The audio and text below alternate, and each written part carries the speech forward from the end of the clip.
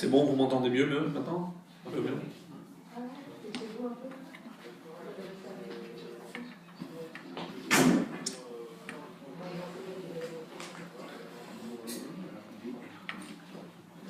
Alors, ce qui est toujours difficile, c'est de parler en virtuel, parce qu'on sait qu'il y a des gens qui nous regardent ailleurs, mais pas devant. Vous êtes prêts?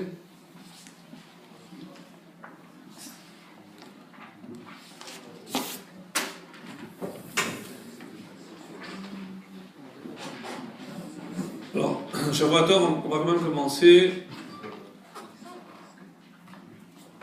Et les shiurim de cette journée sont dédiés à la mémoire de Amram ben Reuven.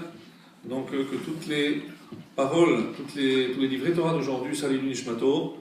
Et comme ça a été également annoncé, donc c'est une journée qui a été faite à l'initiative donc du centre Beth Aleph, où j'ai l'occasion d'enseigner également aux jeunes filles. Et le but également de cette journée, c'est de prier pour la Refoua Shlema, donc véritablement une guérison définitive pour notre maître, Rabbi Yosef Chaim Sitruk. Le bel Chaim, que Hachem lui prête une longue vie et surtout une très très bonne santé. Alors, je vais aborder la question des téphilines comme on aurait pu aborder n'importe quelle autre question. À savoir, comment je peux sensibiliser quelqu'un qui n'est pas sensibilisé, on va dire, à tout ce qui relève des commandements divins.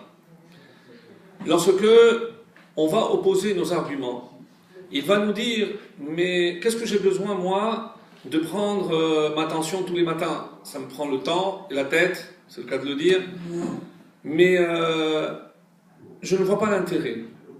De la même façon, il pourrait dire, je ne vois pas l'intérêt de manger kasher, puisque je suis quelqu'un qui fait attention à ce que je fais, j'ai un comportement que j'estime être dans la lignée d'un homme honnête, je ne fais de mal à personne, et qui plus est, je connais des gens qui mangent strictement kasher, mais je préfère ne pas entendre ce qui sort de leur bouche.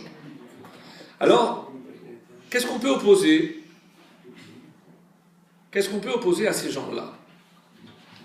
Eux sont en train de décrire ce que nous on appelle Derech Eretz. Ils ont un Derech Eretz. Ils savent se comporter, ils sont affables, ils sont aimables. Ils ne voient pas l'intérêt de faire les mitzvot. Et évidemment, cela correspond à pas mal de personnes autour de nous. Nous avons déjà eu affaire, certainement vous aussi, à des gens de ce calibre, qui estiment que les mitzvot n'ont pas véritablement de sens de nos jours et que l'essentiel, c'est d'être quelqu'un d'honnête, de bon. Où est la faille? Où est la faille? Très sincèrement, il faut être extrêmement bien préparé pour pouvoir contre-argumenter à quelqu'un qui se présente comme quelqu'un de presque parfait, dirions-nous. Alors, c'est vrai que pour essayer de contre-argumenter face à une personne pareille, et peu importe, là on va prendre aujourd'hui l'exemple des téphilines, mais on peut prendre n'importe quel autre exemple. Pourquoi j'ai besoin de perdre le matin, de prendre le temps de mettre les téphilines tous les matins, d'acheter strictement kasher? Pourquoi je devrais faire tout ceci? Alors, le grand problème, ce qu'on appelle aujourd'hui, et excusez-moi, mais je considère que ce n'est pas une véritable appellation, c'est d'appeler les gens qui accomplissent ces mitzvot des religieux. Pourquoi? Parce que s'il est vrai que pour nous, lorsqu'on entend le mot religieux, c'est quelqu'un qui fait la religion. Qu'est-ce que ça veut dire faire la religion? Il mange kasher, il fait Shabbat. Mais est-ce ça la véritable Torah? Et c'est peut-être là que se trouve l'erreur principale. Pas du tout. Pourquoi être honnête avec quelqu'un, c'est pas la Torah? C'est pas marqué dans la Torah que je dois aussi devancer le shalom à tout homme? Ça n'a rien à voir avec manger kasher ou mettre les téphilines ou respecter le Shabbat. Donc, le problème, c'est qu'on a distingué entre le comportement avec l'homme et le comportement avec Dieu, en imaginant que tout ce qui relève de ma relation à Dieu, eh ben ça, c'est pas important parce que c'est quelque chose que je ne vois pas. Le vrai problème chez une personne pareille, c'est de se dire que aujourd'hui, j'ai ma définition du bien. Qu'est-ce que c'est le bien? C'est être gentil avec sa femme, être gentil avec son voisin, être gentil au boulot, c'est la définition du bien. Quand est-ce qu'il va se rendre compte, finalement, que ce qu'il pensait être bien a quand même et malgré tout une faille? C'est lorsqu'il sera confronté à des épreuves où il n'aura pas les armes nécessaires pour continuer à avoir ce comportement qu'il a aujourd'hui. Autrement dit, si Hachem nous demande d'accomplir sa volonté, c'est pas simplement pour lui faire plaisir. C'est parce qu'il faut se rendre compte que nous avons un devoir, et ce que nous on appelle la religion, terme encore une fois que je n'aime pas, mais c'est la Torah, les mitzvot, il n'y a pas dans les mitzvot ce que je comprends et ce que je ne comprends pas. Et lorsqu'on va justement atteindre la mitzvah des téphilines, il est dit que la mitzvah des téphilines équivaut à toutes les autres mitzvot.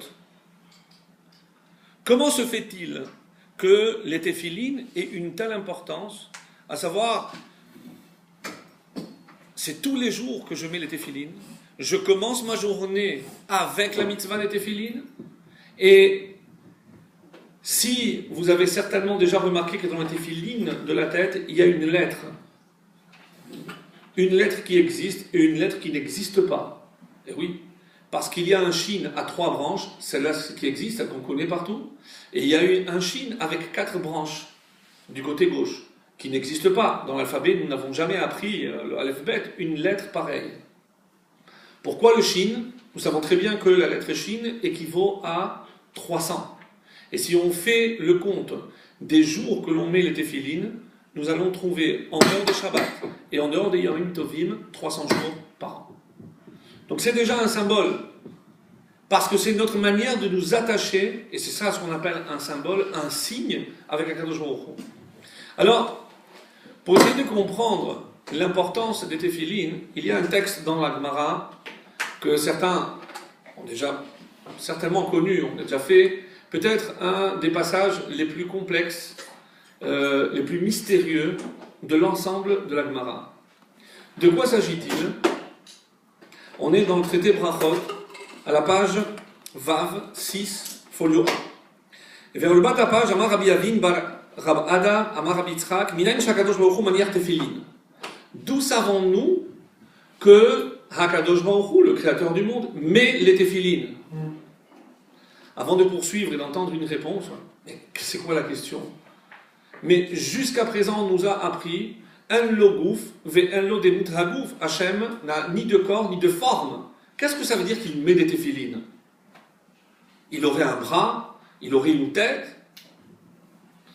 Et d'où on le sait, on apporte quelques psukim, Shene'emar, Nishba Hashem bimino, Bizra Uzo bimino, Zutora, Shene'emar, Mimino Shdatlamo. Donc on apporte des preuves.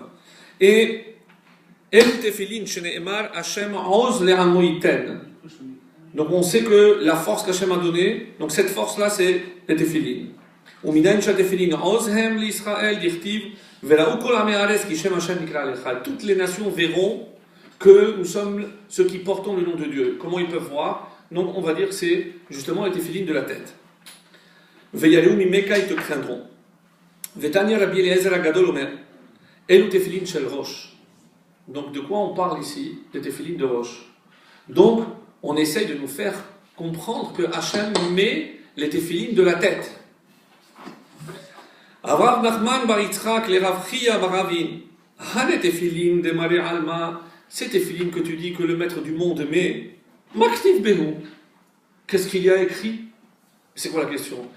Il n'est même pas étonné qu'on parle ici des téphilines de la tête de Dieu, et on est maintenant en train de voir les détails. Parce que nous savons parfaitement que dans nos téphilines, ces petites boîtes noires, il y a évidemment un contenu. Ce contenu, ce sont des passages de la Torah que nous lisons, le Shema, Kadesh Likol Bechor, donc dans du parchemin, et ils sont introduits à l'intérieur. Donc il y a un passage écrit à l'intérieur. Donc si tu me dis que Hachem il a aussi les téphilines, alors je te pose la question, qu'est-ce qui est marqué dedans? Une discussion de sourds. Mais comment on peut déjà partir du principe que Dieu met les téphilines? Et alors, il répond que serait donc ce fameux texte que Dieu a à l'intérieur de ces téphilines, Israël goy echad ba'aretz, qui, comme toi, une autre nation sur terre, c'est la louange du peuple juif.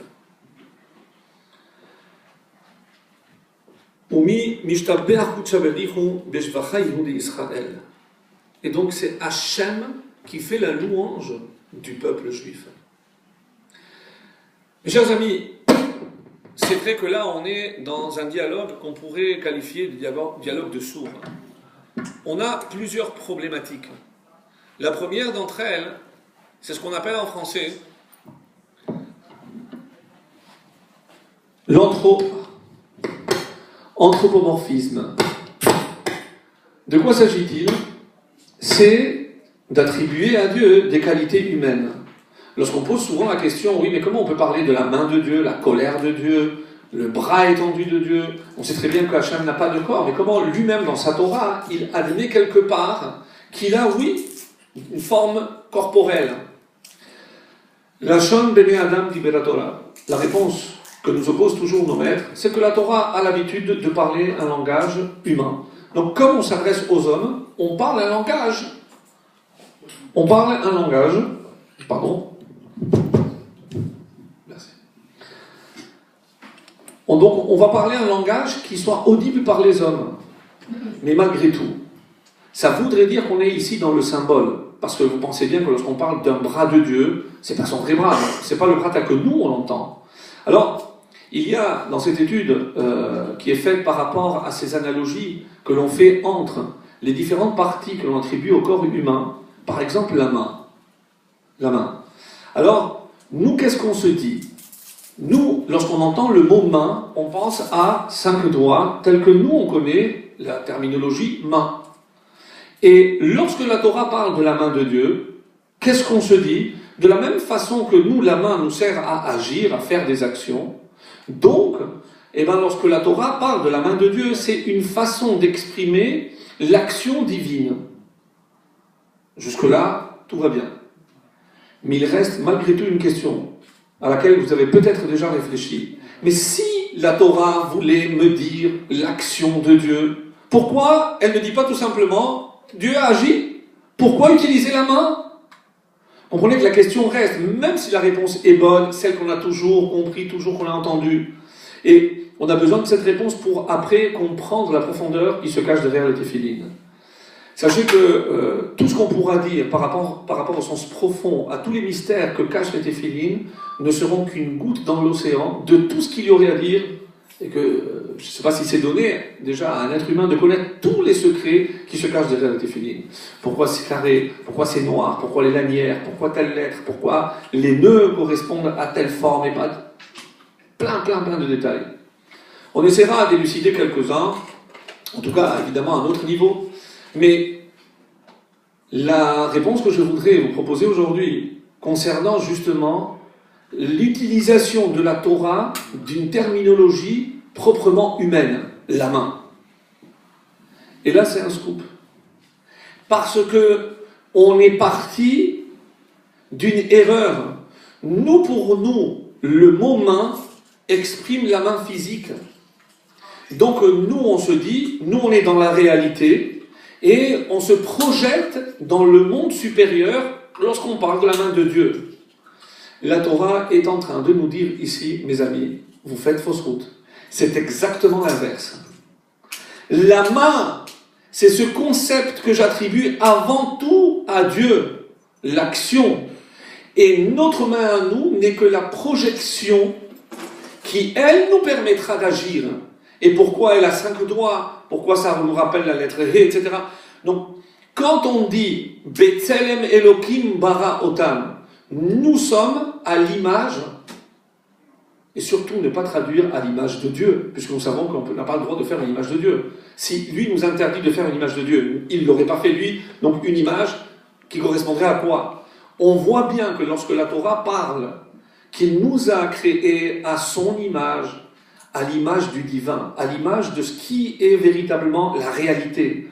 Nous sommes, mes amis, c'est vrai que c'est décevant, la projection. Nous sommes le virtuel. La réalité est celle qui est. C'est pour ça qu'on appelle ce monde Olam des Shikra. Le monde, soit vous pouvez dire du mensonge, soit de l'illusion. Parce que la réalité, elle est dans un autre niveau.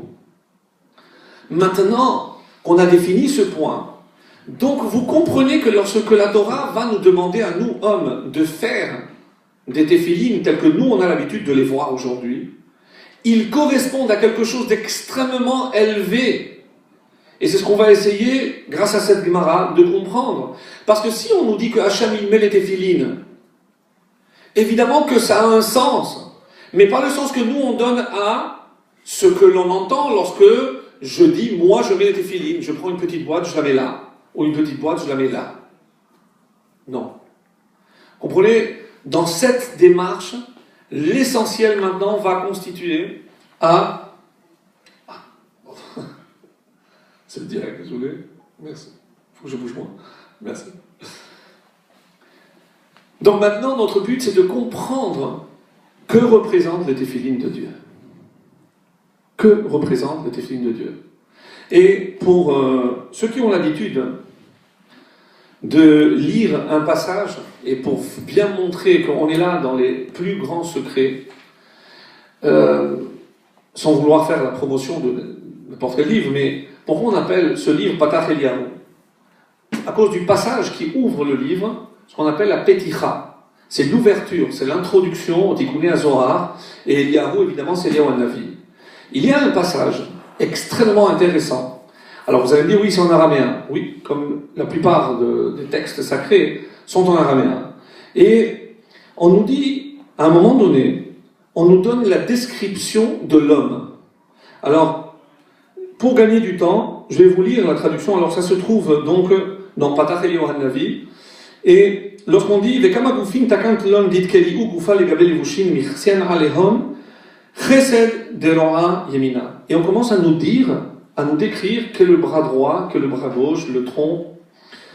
Et on arrive à la fin, je vais vous lire la traduction, Chochma mocha ihi machashava milegav, c'est la chochma, la machashava, la pensée qui se trouve au-dessus. Bina liba ou bahalev mevin, bina se trouve au niveau du cœur parce que c'est là où on comprend. Ve'al ilem teden ketiv anistarot lachem elokenu. Et c'est sur cela qu'il est dit, ce qui est caché appartient à Dieu. Je passe. Keter Elion Ihu Keter Malchut. Après, on parlera de Keter, c'est la couronne de la royauté. Ve'ale, et au-dessus, qu'est-ce qu'il y a? Magid Medeshit Achalit, Ve'ihu, et de quoi on parle? Karkafta ditfile. C'est l'emplacement où on met les téphilines. Cet endroit, exactement cet endroit-là. Alors, si on lit, même si je vous dis la traduction qui donne, l'amour c'est la main droite, la main gauche c'est le pouvoir, le corps c'est la gloire, la victoire et la splendeur sont les deux pieds, la sagesse c'est le cerveau, l'intelligence c'est le cœur, la majesté c'est la bouche, et leur couronne à tous c'est l'endroit où on place les téphilines. Alors, avec moi, vous êtes d'accord que c'est un texte extrêmement complexe, qui cache des secrets énormes. Et c'est pour cela qu'il faut comprendre. Et lorsqu'on va compter, on va trouver le chiffre 10. Et le chiffre 10 qui est souvent, évidemment, on le retrouve souvent dans la création du monde, dans les Aseret Adiberot, ce qu'on appelle les 10 paroles, la manifestation de Dieu, les 10 plaies. À quoi correspondent ce chiffre 10? Plus exactement, lorsque l'on va essayer de comprendre les téphilines, on est confronté à deux chiffres essentiellement. Un, c'est le chiffre 4, et on va essayer de comprendre pourquoi, et l'autre, c'est le chiffre 7. Tout le monde sait qu'on enroule 7 fois sur le bras. On va revenir maintenant aux téphilines d'Hachem. Lorsque je dis que c'est ce qui se trouve au-dessus de tout, même au-dessus de la pensée. Et qu'est-ce qu'il y a au-dessus de la pensée? C'est difficile. Pour nous, la pensée, c'est ce qu'il y a de plus élevé. Comment peut-on imaginer quelque chose au-dessus de la pensée? Mes amis, quand je commence à réfléchir à quelque chose, ça veut dire que j'ai un objectif, j'ai une finalité. Maintenant que j'ai un objectif à atteindre, je vais me donner les moyens. Comment? Je vais réfléchir comment atteindre cet objectif. Si je dis que Hachem a placé au-dessus de tout ces téphilines, nous sommes en train de dire que les téphilines cachent, ce qu'on pourrait dire en français, les desseins divins. Ce que Hachem voulait lorsqu'il a créé le monde. C'est ce qu'il y a de plus élevé. Et si la Gemara pose la question, et qu'est-ce qu'il y a écrit dans ces téphilines? N'oublions pas que nous sommes en phase et en face de géants. On sait très bien de quoi ils parlent, et eux savent de quoi ils parlent. Ça voulait dire, ils savent déjà qu'il s'agit de la finalité de la création. Et lorsqu'on dit au Israël, qui peut exister un peuple unique comme toi, Israël, si je fais 1 plus 1, je suis en train de dire que la finalité de la création, c'est qui? C'est nous, Israël. Hachem a créé le monde pour nous, le peuple juif, Israël. Maintenant, ça c'est les téphilines de Dieu. C'est-à-dire que lorsqu'il va nous demander à nous, le peuple juif, de mettre des téphilines, qu'est-ce qu'on va nous mettre dans ces téphilines? Certaines mitzvot. Ça veut dire, mes amis, que lorsque le juif met les téphilines tous les matins, il est en train de se rappeler quelle est la finalité de son existence ici-bas sur terre. Vous comprenez pourquoi, lorsqu'on dit que la mitzvah des téphilines, finalement, elle équivaut à toutes les autres. Et pourquoi?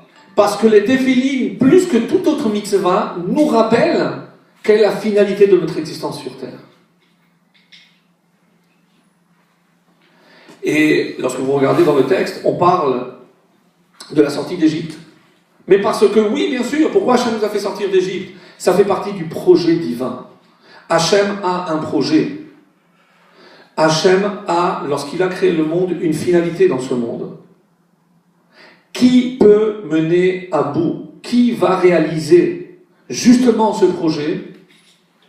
C'est le peuple juif. Et vous comprenez pourquoi Hachem a donné au peuple juif, parce qu'il fallait notre ingrédient. Maintenant, comment le peuple juif va pouvoir s'acquitter de ce devoir-là, de finaliser la création? Hachem nous a donné pour cela la Torah. La Torah et les mitzvot sont là pour nous permettre d'accomplir et d'amener le monde à sa finalité. Et c'est à cela que je dois réfléchir tous les matins lorsque je mets les téphilines. Ils seront pour toi un signe, mais je ne le vois pas moi, puisque c'est l'autre qui me voit. Comprenez? C'est pour l'autre un signe ou c'est pour moi? Non, c'est pour toi. Parce que tu places au-dessus de tout, même au-dessus de ta pensée, tu places ces téphilines. Qu'est-ce qu'ils contiennent? Shema Israël. N'oublie pas pourquoi tu es là sur cette terre. Les téphilines cachent pour le peuple juif la finalité de son existence. Et plus que cela, vous comprenez maintenant ce fameux midrash qui dit Bereshit bara Elohim. C'est pour Réchit que Dieu a créé le monde. Qui est Réchit? La Torah. Réchit Chochma. Mais Réchit est appelé aussi Israël. C'est pour Israël que Hachem a créé le monde. Pourquoi Israël? Parce que nous sommes les seuls sur terre à pouvoir mettre ou amener ce monde à son objectif final. La création du monde a un objectif depuis le début, et seul le peuple juif pourra amener justement cette finalité. Maintenant, pourquoi c'est un carré? Pourquoi c'est noir? Pourquoi à l'intérieur il y a des parchemins? Pourquoi ces fils? Il y a un autre passage dans la Torah, lorsque, que vous connaissez, c'est la suite de la Gemara, dans Brachot aussi. Moshe a eu une question très particulière. Il a demandé à Hachem, montre-moi ta gloire. Qu'est-ce que ça voulait dire? Je veux comprendre comment tu diriges le monde. Et d'ailleurs, un midrash très intéressant qui dit lorsque Moshe est monté, Hachem lui a dit, tu sais, maintenant que tu vas être chez moi, tu as la possibilité de poser toutes les questions que tu veux. Alors Moshe réfléchit, j'ai une question, oui. Pourquoi les justes souffrent-ils et les impies réussissent? Ah, cette question, non. Toutes les questions passent là. À quoi on joue? À quoi on joue? C'est pas un prof. On parle de Moshe Rabbeinu. Bon, tu ne peux pas voir panim el panim Et que dira le Midrash? Hachem lui a montré le nœud des téphilim de la tête. Mais si on est dans la parabole, et on a bien compris qu'on ne parle pas ici des téphilines physiques, qui ne sont, eux, qu'une projection de la vraie réalité, ce sont les téphilines divins. Comme on a expliqué pour la main. Et c'est cela le but un petit peu de ce shiur, c'est de comprendre que derrière les téphilines se cachent des secrets énormes. Même si aujourd'hui on n'aura qu'un petit aperçu, mais si on sort en sachant que derrière chaque détail dans les téphilines, il y a des secrets insondables, eh bien on a déjà au moins gagné ça. Que ce ne sont pas des mitzvot comme manger kasher ou... Non, on est là dans un autre domaine. Et c'est pour ça qu'il y a tellement de détails dans les téphilines. Que représente le nœud de l'arrière?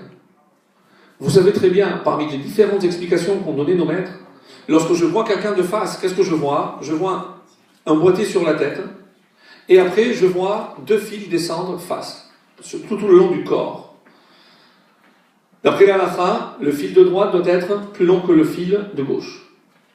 Que représente le côté droit? Nous venons de le dire, c'est la bonté, le chesed. Le chesed.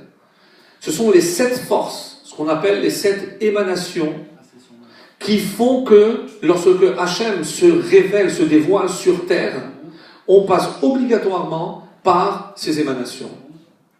Et comment je le comprends? C'est par rapport aux 7 tours que je vais mettre dans le bras.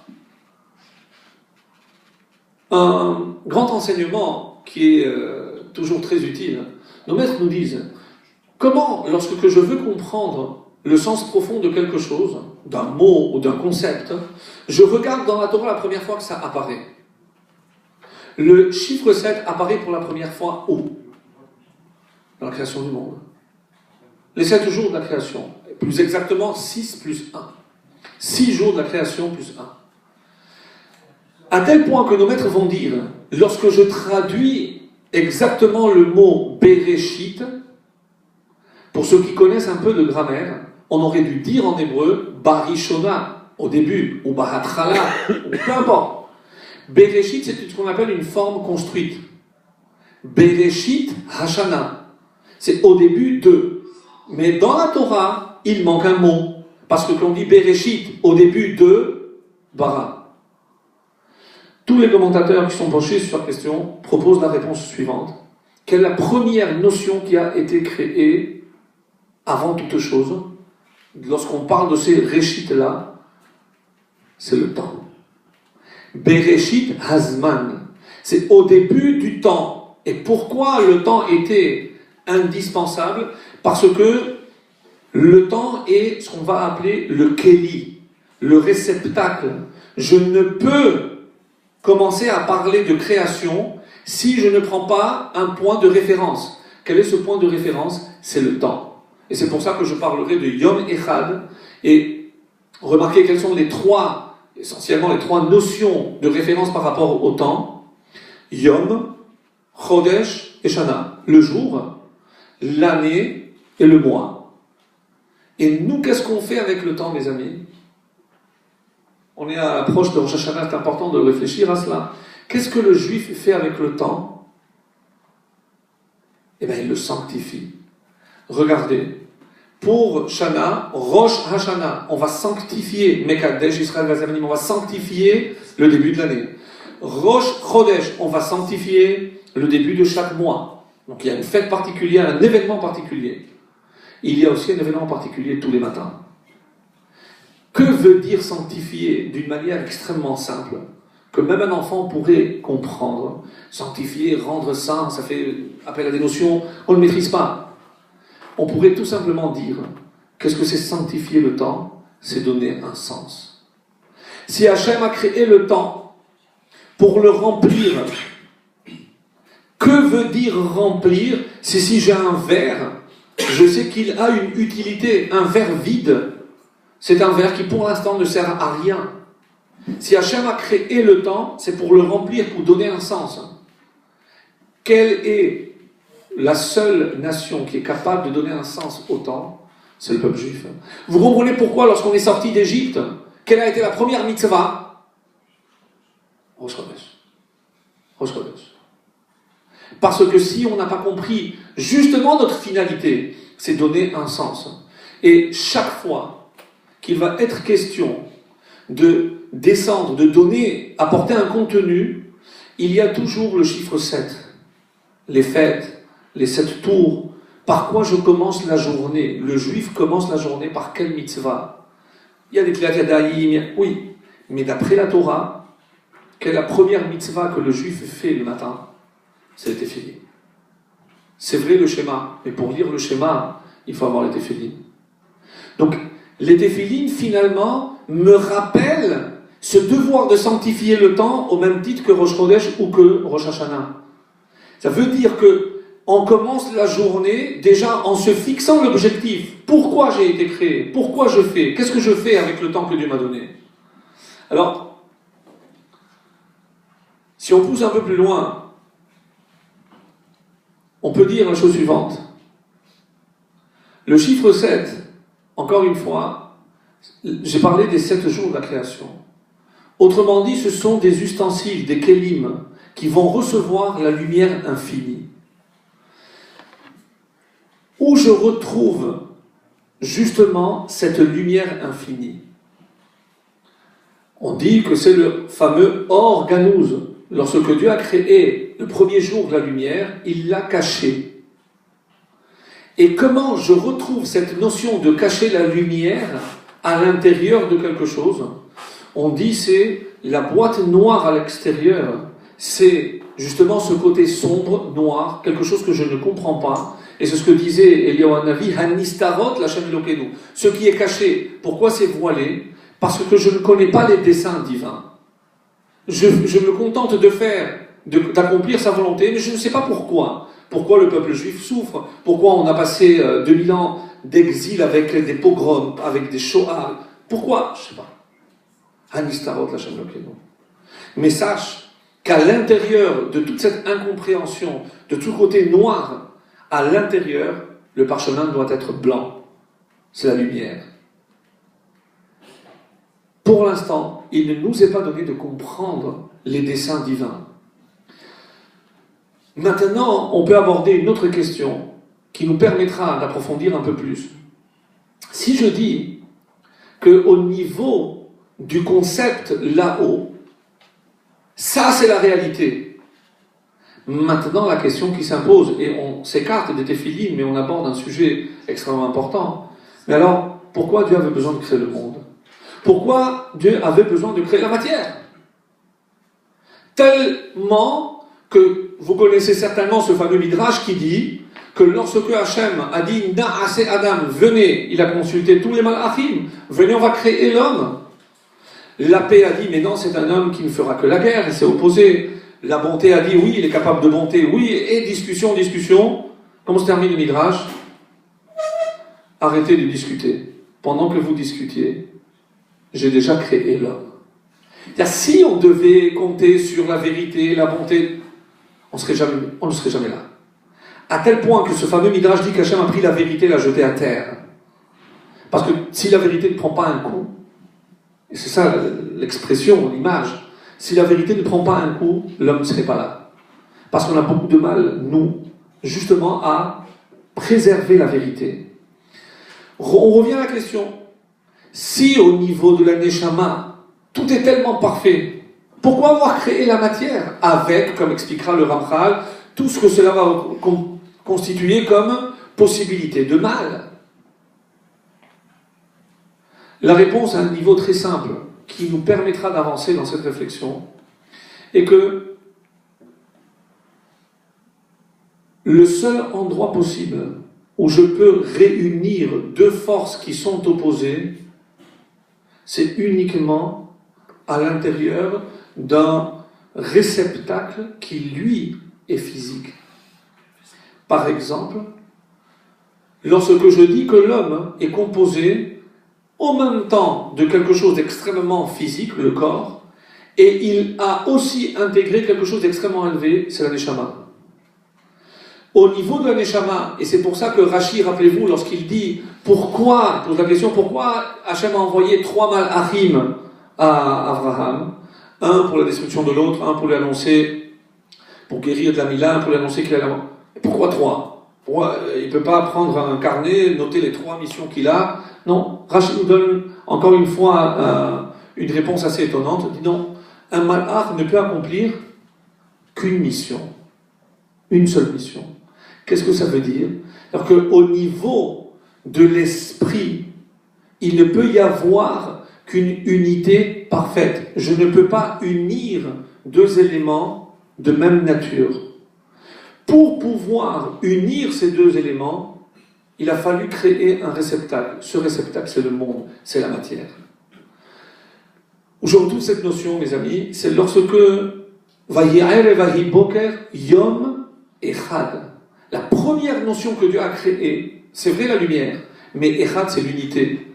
Où je retrouve cette unité?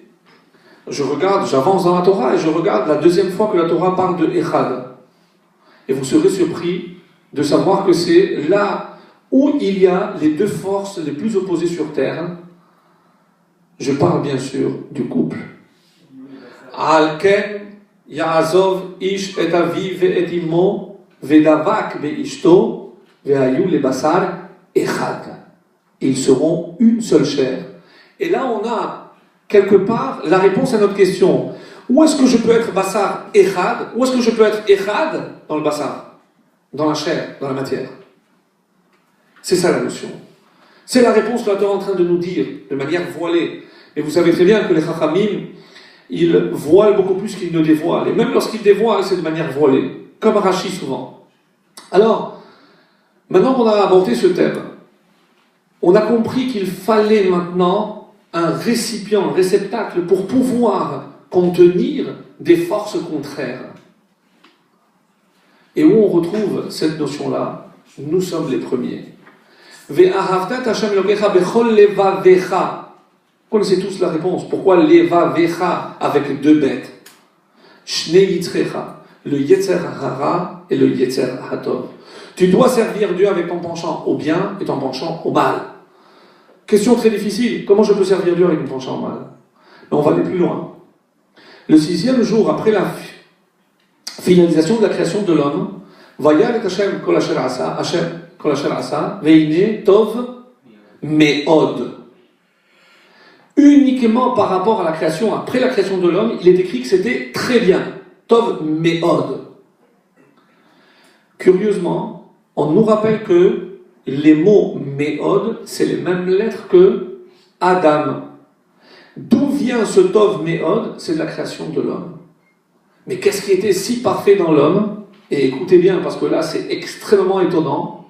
Le Tov, c'est le Yetzer HaTov. Et le Me'od, c'est le Yetzer Hara. Comment je peux dire que le Yetzer Hara, c'est Me'od? C'est ce qui est de parfait, encore mieux que le Yetzer HaTov. Et c'est ce qui est écrit ici. Autrement dit, quelle est la force de l'homme? C'est pouvoir intégrer en lui ces 2 forces opposées qui sont le Yetzer HaTov et le Yetzer Hara. Où je vais retrouver un petit peu cette notion de Yetzer Hara, écoutez bien parce que c'est tellement beau. Vous voyez les téphilines, sans rentrer dans la fabrication, j'imagine que vous aurez après des TP, mais il y a une halakha assez curieuse, c'est que si vous voyez du côté esthétique, bon, il faut que ça soit noir, parfaitement carré, mais il faut impérativement qu'il y ait un poil qui traverse et qui soit visible. On aurait pu s'arranger pour qu'il soit à l'intérieur, noir, et il y a comme un petit sillage pour permettre à ce petit poil de traverser à 4 reprises. Je parle des téphilines de la tête, essentiellement, où ils sont plus visibles. Alors, pourquoi ça doit être comme ça? Pourquoi ce poil doit être visible? À quoi correspond ce poil? C'est le veau. C'est un poil de veau, comme ça c'est marqué. Tous les éléments qui constituent les téphilines doivent être d'origine animale. Animale, cachère, pure en tout cas. Toujours pure. Que représente maintenant ce petit fil? Les Chachamim disent, ce fil représente le mal. Le mal. Et pourquoi il est visible et il ressemble à un fil? Parce que, rappelez-vous, lorsqu'on nous présentera le mal à cause duquel on est tombé ici-bas, on dira que c'est Kechut Haseara. Ça ressemble à un fil. C'est tellement fin que le Yetzer Hara, une fois qu'il est intégré dans la Kedusha, dans le bien, comme on voit dans cette image le petit fil qui rentre dans les téphilines, c'est pour nous rappeler que le mal, finalement, n'existe que potentiellement. Toute la question de savoir mais pourquoi Hachem a créé le mal, c'est une erreur. La question est mal posée. Lorsque il a créé ce fameux arbre duquel il ne veut pas manger, est-ce que ça veut dire qu'il a créé le mal? Non. Ça veut dire qu'il a créé la possibilité d'agir mal. Mais qui détient ce pouvoir? L'homme. L'homme est le seul qui peut concrétiser le mal potentiel et l'amener à une réalité. Mais de là, et bientôt on aura évidemment la paracha de Kitavo avec toutes ces malédictions, on ne peut certainement pas dire que Akadosh Baruch Hu a créé le mal de manière que nous on entend. Nous on croit, pourquoi? Parce que de la bouche de Dieu ne peut sortir rien qui soit mal. Donc il y a un problème de perception par rapport à l'homme, et c'est par rapport à cette perception-là qu'il attribue à Hachem le mal. Mais le mal n'existe qu'à l'état potentiel. C'est que lorsque l'homme, par son action, transforma cette potentialité en réalité. Toujours par rapport à cette éphiline, on avait expliqué que Hachem a montré le nœud arrière. Pourquoi? Et on est rentré dans l'explication des deux lanières. Que représentent ces deux lanières qui traversent tout le corps? Nos maîtres nous disent que jusqu'à la fin des temps, ces deux lanières qui traversent le corps, ces deux lanières qui traversent l'histoire jusqu'au bout. Et lorsque la halakha exige que la lanière de droite soit plus longue que celle de gauche, on a expliqué que le côté droit c'est rachamim, c'est la bonté, c'est la miséricorde. Le côté gauche c'est din, c'est la rigueur. Quels sont les personnages qui correspondent justement à la miséricorde et à la rigueur? Le côté droit, c'est évidemment Abraham, qui incarne le chesed. Qui incarne la gevura, le din, c'est Yitzhak. Le bras droit, qu'est-ce qu'il fait? Il attache le bras gauche. Qu'est-ce qu'il a fait Abraham? Il a ligoté Yitzhak. Le terme Akeda ne veut pas dire sacrifice, et vous le savez très bien. Oked vehaneakad vehamizbeach, on va le chanter à Rosh Hashanah. Oked, c'est celui qui attache. Haneakad, celui qui est attaché, celui qui est ligoté, et le misbeach. Voilà les trois éléments constitutifs de ce fameux épisode. Mais à aucun moment on a parlé de sacrifice. Nous sommes en train de dire que, et ça fait partie de cette notion que le rachamim, la bonté, doit toujours l'emporter sur la rigueur. Abraham a attaché Yitzhak. Pour pouvoir agir, il faut être capable de ligoter, de serrer, de limiter la rigueur. Alors, par rapport maintenant au boîtier, ils ont une forme carrée. Tout ce que Hachem nous demande de faire a une forme carrée. Où on retrouve aussi une forme carrée dans la création, dans l'injonction plutôt que Dieu donne à l'homme. On peut dire la soukha, mais bien avant. Dans le Beth Amikdash, effectivement, et dans le Mishkan, tous les éléments sont ou carrés ou rectangles. Tout. Pourquoi? Alors que si on analyse dans la création, quelle serait au contraire la forme géométrique présente partout dans la création?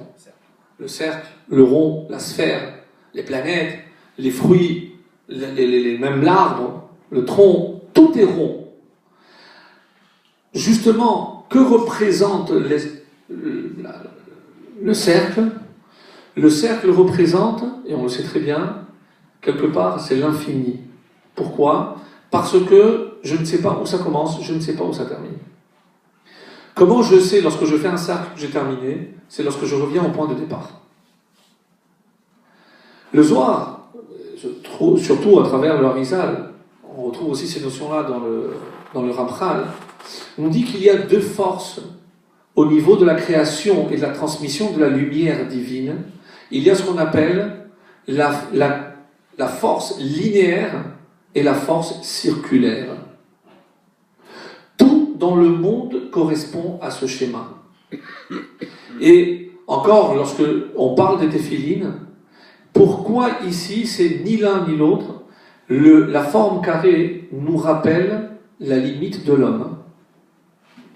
Tout ce que l'homme fait correspond obligatoirement à quelque chose qui est limité, à l'inverse de ce que Dieu fait. Et si on analyse, encore une fois, par rapport à ces deux forces, linéaires et circulaires, on expliquera que le peuple juif correspond à la forme circulaire. Pourquoi? Parce que c'est Israël qui doit limiter cette lumière, parce qu'imaginez, quelque chose qui est linéaire, n'a pas de fin. Où je vais retrouver ces notions-là de circulaire et de linéaire dans deux notions qui sont évidemment très très profondes. C'est ce que nous on appelle le Zachar et le Nekeva. Le Zachar, c'est évidemment la dimension masculine, et le Nekeva, c'est la dimension féminine. Nul besoin de faire une image pour voir qu'est-ce qui détermine l'homme, le côté masculin ou le côté féminin. Et c'est précisément, c'est la jonction de ces deux images-là, linéaires et circulaires, qui vont créer la vie. Parce que Hachem, c'est comme cela qu'il a créé le monde. Et où je retrouve ça dans les téphilines, si vous regardez au niveau de la tête, c'est circulaire, et au niveau du bras, c'est linéaire. Mais c'est pas forcément linéaire, c'est linéaire et circulaire, parce que je prolonge, mais tout en entourant. C'est pour ça que, d'après les maîtres de la Kabbale, les téphilines du bras correspondent à la dimension féminine. Celle qui va contenir la force linéaire. Donc ce sont des choses ici d'une extrême profondeur, mais simplement pour avoir un aperçu de tout ce qui se cache, encore une fois, derrière les téphilines. Et je voudrais encore ajouter un mot, parce que si maintenant on dit, et on maintient que c'est tellement important les téphilines, que ça dépasse tout ce que l'on peut imaginer, même au moment où on met les téphilines, sans même avoir les vraies kavanotes, parce qu'on n'est peut-être pas à la hauteur d'avoir les vraies kavanotes. Donc toutes ces pensées profondes qu'on devrait avoir au moment de mettre les téphilines. Mais simplement rappelez-vous qu'à une période de notre histoire, le juif se définissait par ces téphilines. Parce que ce n'était pas uniquement la période, le moment où il faisait la tefila qu'il portait les téphilines. Il portait les téphilines toute la journée. Parce qu'il avait atteint un tel niveau de sainteté qu'il pouvait se permettre de porter les téphilines toute la journée. Aujourd'hui, on a restreint cette période uniquement à la tefila. Et encore. Et lorsque je regarde comment, vous aurez l'occasion de voir plus tard, la halakha est extrêmement stricte et très très sévère. Il ne faut surtout pas s'endormir, il ne faut pas avoir des mauvaises pensées lorsque j'ai les téphilines. Pourquoi c'est pas écrit sur autre chose?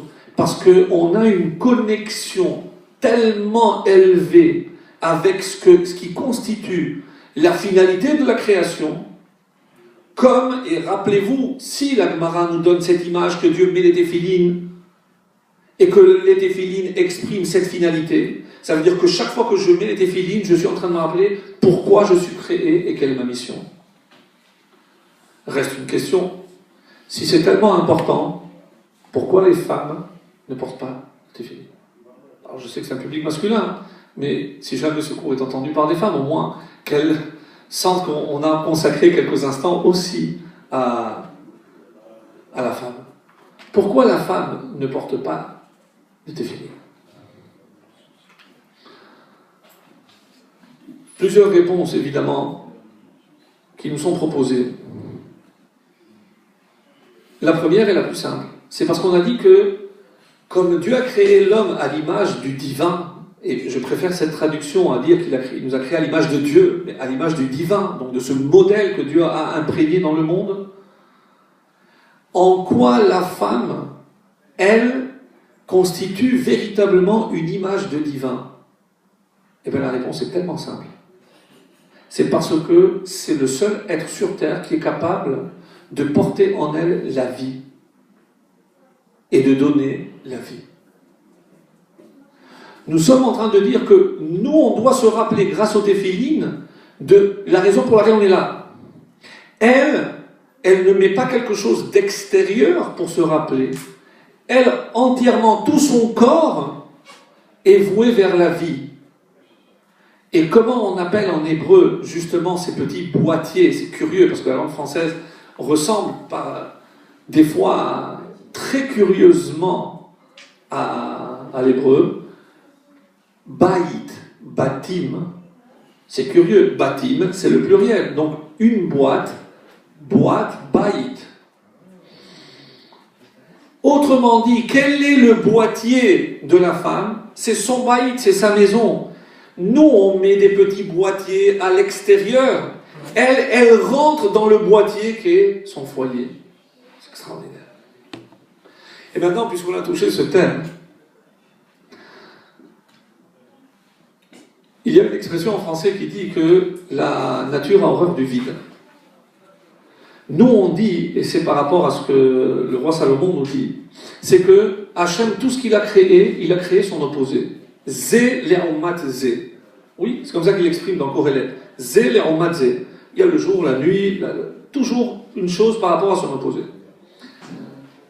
Ça veut dire que si j'ai un récipient, pour reprendre l'idée du départ, si j'ai un récipient, si je ne le remplis pas de bien, comme la nature a horreur du vide, obligatoirement c'est autre chose qui rentrera.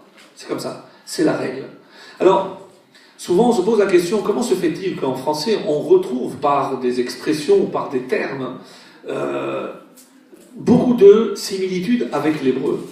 Je ne sais pas si vous avez fait attention tout à l'heure, lorsque j'ai traduit un passage, j'ai dit que, à quoi comparer la bouche? À la majesté. La majesté, c'est malchut, c'est la royauté. Mes amis, comment s'appelle en français la partie principale de la bouche? Le palais. D'où ça vient? Pourquoi c'est le palais? Le palais, pour nous, c'est un roi. Comment je fais une connexion avec malchut? Puis malchut. Alors, j'ai une proposition à vous faire. Alors, c'est assez choquant, mais ça vaut le coup de l'entendre au moins une fois. Nous, on sait qu'au moment où il y a eu la tour de Babel, la Torah précise qu'il y avait Safa Achat, qu'il y avait une seule langue. Rashi, sur ce verset, qu'est-ce qu'il nous dit? Lashon HaKodesh. Alors, on a toujours cru que ce que Rashi essaie de nous faire comprendre, c'est que tous les humains sur Terre parlaient quelle langue? L'hébreu, le Shon HaKodesh. Et une fois qu'ils ont fait cette tour, comment Hachem les a punis? Bilbel, d'où le terme de Babel. Il a mélangé les langues. Mais il y a un problème par rapport à cette explication. Parce que mélanger, ça ne veut pas dire créer. C'est ce qui fera dire à certains de nos maîtres, écoutez bien, c'est que toutes les langues existaient déjà. Aujourd'hui, si un Chinois rencontre un Belge, en quoi il se parle? En anglais. C'est-à-dire, lorsque je dis qu'à cette époque, il y avait une langue commune, c'était l'hébreu. L'hébreu était la langue qui permettait à tous les humains de communiquer entre eux. Maintenant que vous avez utilisé cette langue pour un projet qui allait à l'encontre de Dieu, la construction de la tour, qu'est-ce qu'il a fait Hachem? Il a retiré cette langue et il a mélangé. Maintenant, chacun va parler sa propre langue et il n'y aura pas de langue commune. Et le Lashon HaKodesh l'a réservé uniquement aux descendants d'Abraham, Yitzhak et Jacob. Non. Mais, comme la langue hébraïque était celle de l'origine, puisque c'est celle de la création, c'est pour ça qu'on dit que la Shon HaKodesh, ça veut dire que dans chaque langue par la suite, il est resté des étincelles de Kedusha de la langue originelle, du Lashon HaKodesh. Et quelle est la langue aujourd'hui qui a conservé la plus grande part de sainteté dans sa propre langue? C'est le français. Et d'où on le sait? Pas par rapport au palais, mais par rapport à Rashi. Vous êtes-vous posé la question pourquoi Rashi, lorsqu'il est en train d'expliquer certains paragraphes ou psukim, il nous donne toujours un mot en français. Mais Rashi savait très bien que ce commentaire qu'il est en train de composer, il allait traverser l'histoire, les peuples et l'humanité. Aujourd'hui, nous en France, nous les Français, on ne comprend pas les mots, parce que c'est tellement du vieux français. Nous les Français, on ne comprend pas ce qu'il veut dire. À plus forte raison les autres. Mais vous pensez que Rashi qui a relu 100 fois chacun de ses commentaires pour faire et dire le minimum, quel besoin avait-il de conserver le mot français qui n'allait servir à rien, puisqu'on ne le comprend pas? C'est parce que, mes chers amis, s'il nous donne ce mot, c'est que même en français, ce mot contient une sainteté particulière. C'est énorme, c'est génial ça. Et c'est pour ça qu'on comprend, on peut mieux comprendre pourquoi Rashi, sinon on ne comprend pas. Parce que déjà qu'il dit le minimum du minimum, ça n'existe pas. Plus concis que Rashi, ça n'existe pas. Alors pourquoi tu perds le temps à parler avec des mots qu'on ne comprend pas?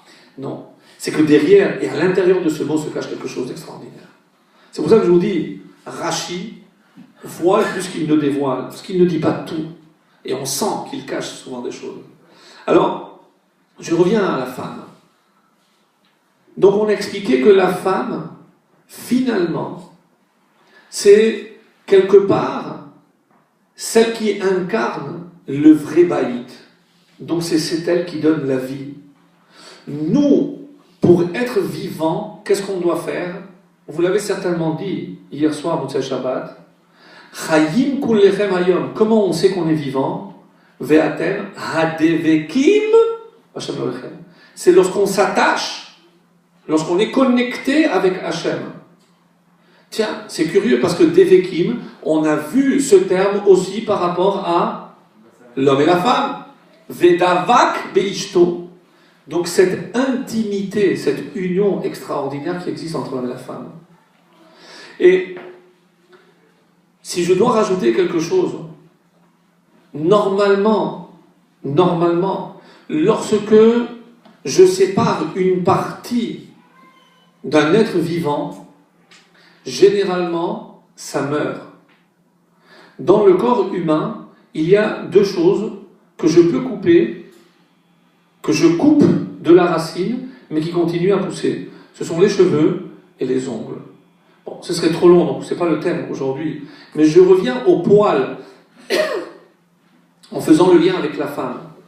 La femme, c'est justement celle qui va donner la vie, et il reste un fil qui connecte encore avec la vie. Ça s'appelle le cordon ombilical. Comme si quelque part, ce cordon, que certains ont même voulu comparer à l'ADN, en cherchant des formes entre l'ADN et les nœuds des téphilines et autres. Bon, ça, ceux qui s'intéressent, ils pourront voir toutes ces analogies, c'est extrêmement intéressant. Mais par rapport à la femme, ça veut dire que de la même façon que la femme, elle est capable de donner la vie, l'homme, lorsqu'il met les téphilines, c'est comme ça qu'il donne la vie. Mais essentiellement à qui? À lui-même. Donc, il est vivant lorsqu'il est attaché. Et qu'est-ce qu'il attache? Comment il s'attache? Les téphilines. C'est ça qui le maintient en vie. Le poil, pourquoi c'est le mal? Pourquoi le mal c'est la mort? Parce que je coupe de la racine. Normalement, quelque chose que je coupe de la racine se meurt. Comme une fleur, comme une plante. Donc, et je vais terminer peut-être comme ça s'il y a des questions. On a dit que le chiffre 7 exprime toujours la manifestation du divin sur terre. Et cette manifestation, se fait autour de ce qu'on appelle, nos maîtres ont appelé Ashan. Ashan, rappelez-vous, au moment du don de la Torah, on dit qu'il y avait une fumée. Le terme Ashan exprime la fumée. Mais Ashan, ce sont 3 initiales de 3 termes. Olam, Shana et Neshama. L'espace, le temps et l'homme. Donc ce chiffre 7, puisque Dieu se manifeste obligatoirement ici-bas, il va à travers ces 3 dimensions. Où est-ce qu'on voit par rapport au temps?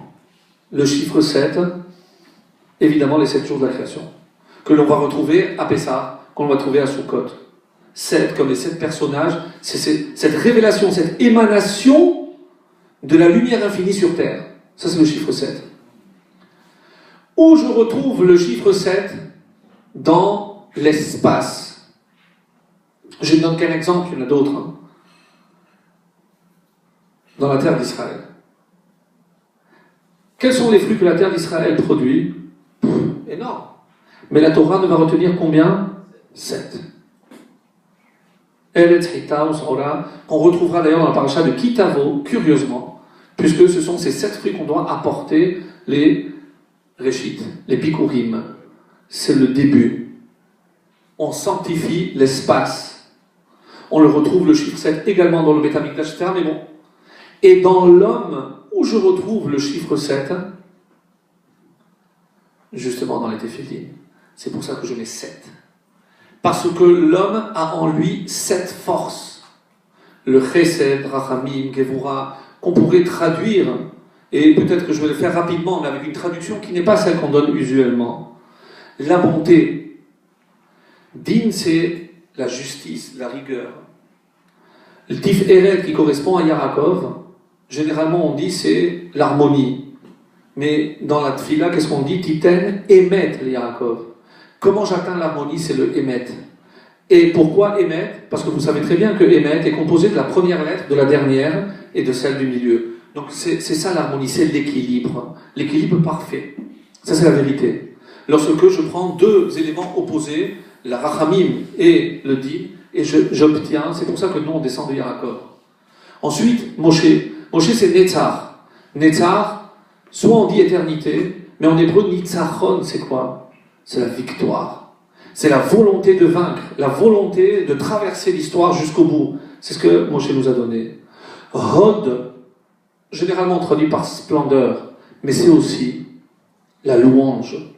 Dans le mot modé, dans ce que nous sommes aujourd'hui, Yehuda, c'est parce que nous sommes capables de faire la louange, comme lorsqu'on fait la louange de la terre d'Israël.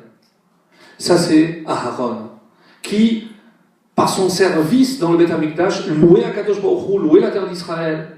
Ensuite nous avons Yosef. Yosef c'est Yesod. Yesod c'est le fondement, c'est la base sur quoi tout l'édifice tient. Ça c'est Yosef, qui nous a transmis justement cette force de cette stabilité. Malgré tous les tsunamis qui sont passés sur notre histoire, on tient bon. Et évidemment Malchut, qui est incarné par David, qui est incarné aussi par le Mashiach, c'est précisément lorsqu'on aura accumulé toutes ces forces, qu'on aura traversé l'histoire, et bien l'histoire du peuple juste terminera par Malchut, c'est-à-dire par la venue du Mashiach. Donc si on est capable de penser tous les matins, lorsqu'on va faire à partir de maintenant 7 tours, en se disant que chaque fois que je fais 7 tours, je suis en train de faire un voyage dans le temps, et surtout, c'est vrai que je viens d'Égypte, comme le dit le texte, mais surtout je me projette dans la venue du Mashiach. Qu'on ait tous ce mérite. Amen.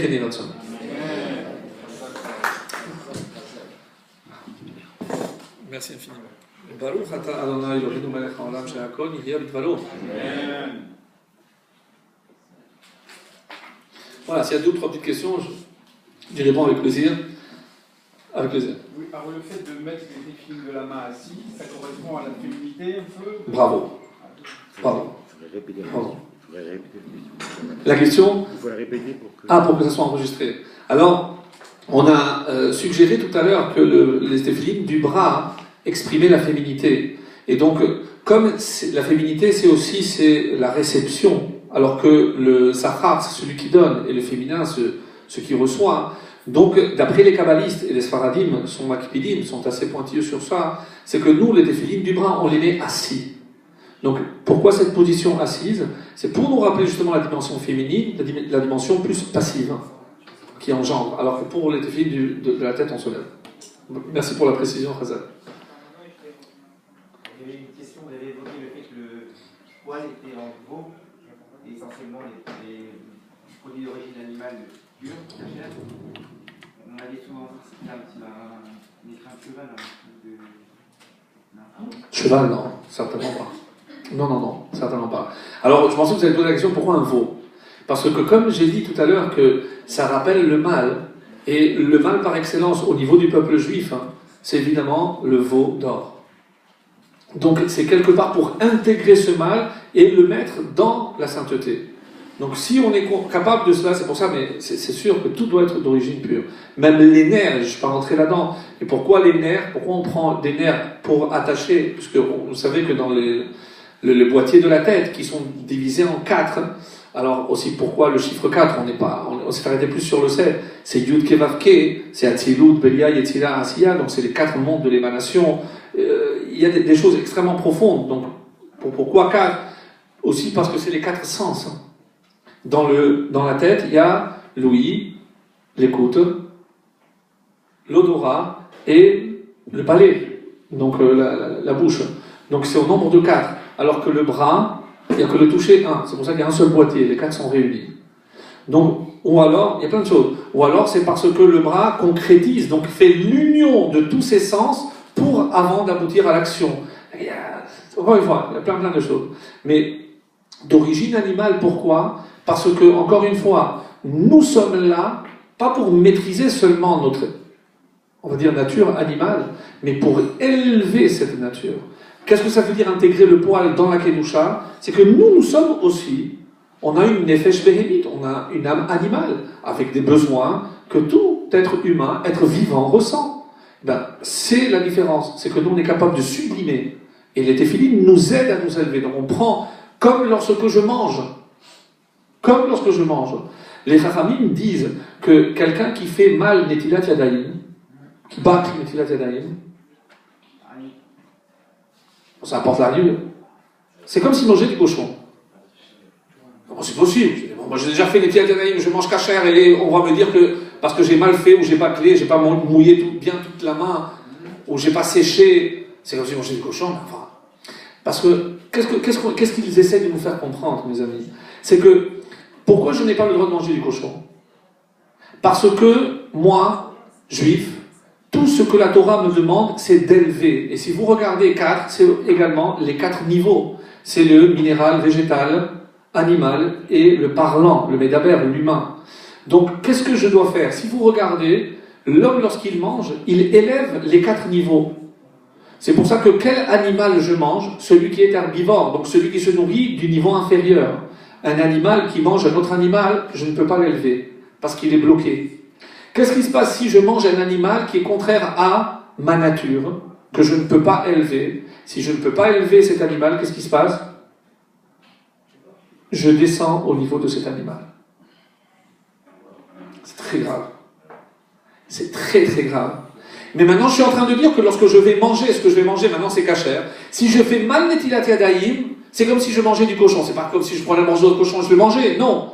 Mais la finalité, c'est-à-dire que je ne réussirai pas à élever ce que je vais manger. Parce que j'ai loupé ici une dimension. Et c'est ce qu'on nous fait comprendre. C'est que, attention, nous, on ne connaît pas la profondeur de chaque détail. Mais on se dit, bon, Netilat Yadayim, sincèrement, ça n'a pas l'air très grave. Mais on te dit, oui, dans la finalité, pas dans l'action. Celui qui fait mal Netilat Yadayim, jamais il mettra un morceau de cochon dans sa bouche.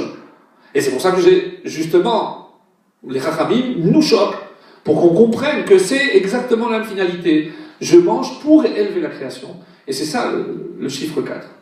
N'oubliez pas que quand on parle de minéral, végétal, animal et humain, ça correspond à 4 autres niveaux qui sont solide, liquide, le gaz et l'énergie. L'énergie, ça veut dire l'homme, donc c'est équivaut à l'homme. Donc l'homme contient une énergie extraordinaire. Et si les Chachamim nous disent que l'homme se définit par Medaber, par celui qui parle, c'est parce que la véritable énergie, c'est dans la parole. Voilà, Shavua Tov, au plaisir, et à la prochaine fois.